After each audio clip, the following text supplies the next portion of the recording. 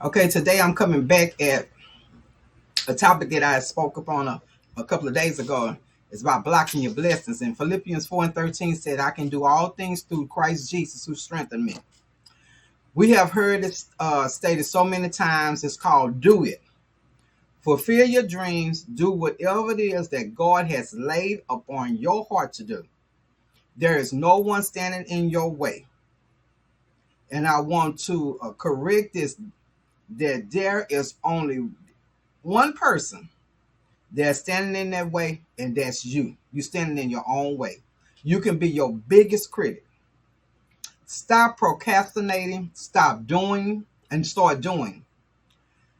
If there is something in your life that you want to accomplish, that you want to do, then I have one message for you on today. Do it. You have that choice. Do it. One, self-pride. Do you remember the old saying that our ancestors once said, you never know until you try. Until you try something. We have our minds programmed for failure. We expect the worst before we even try to do what we need to do. Do you ever think about how many talents, how many dreams, how many goals, how many business, how many gifts, how many jobs, how many relationships, and so much more go to the grave with people? Fear is a roadblock that's stopping us from experiencing the life for which we were created by God to live. Then we talk about pride. Being able to admit our failures, our wrongdoing, which will enable us to get back up and keep going when we fail.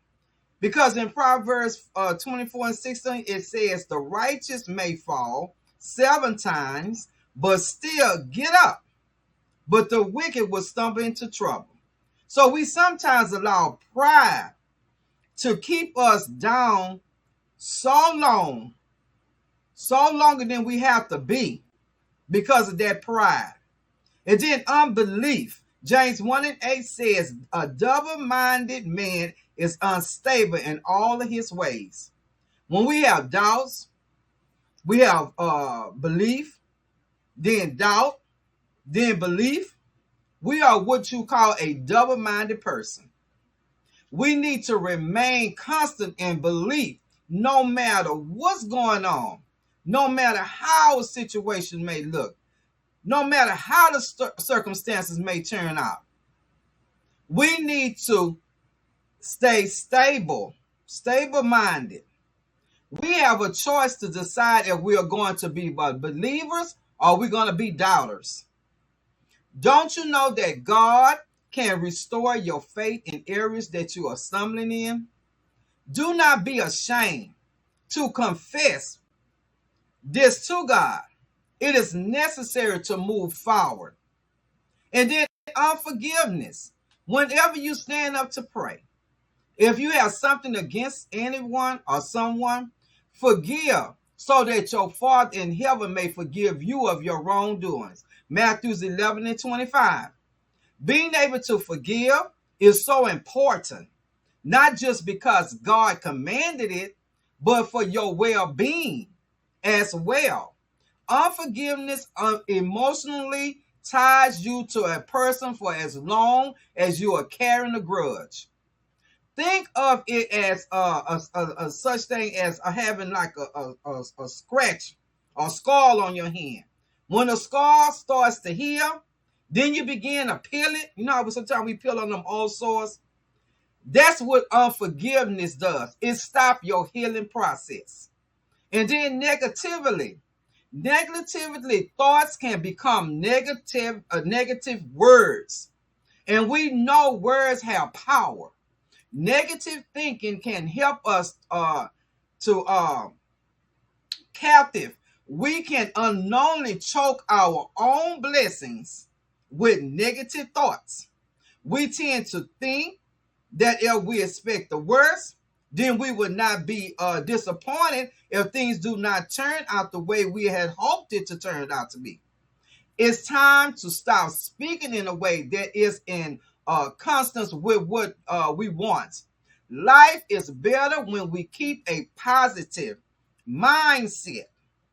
And then holding on to the past. Stop holding on to the past. Living in the past, refusing to move on only hinders growth and blessings. While you try to hold on to whatever it may be, it can be them people, bad decisions, old habits.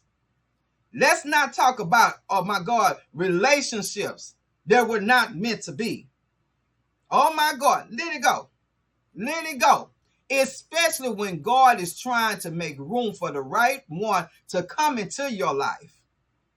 And then 6, guilt.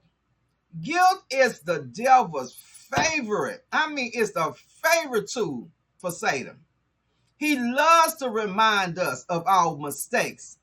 If we would only take a deep breath, please, for heaven's sake, try to avoid those if-only syndromes. You know, we get, oh my God, we had them if-only syndromes a lot in life.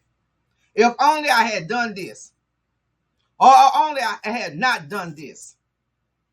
Guilt only reminds us of who we were yesterday, not who we are going to be tomorrow. Our God gives us daily, but we have to learn how to forgive ourselves.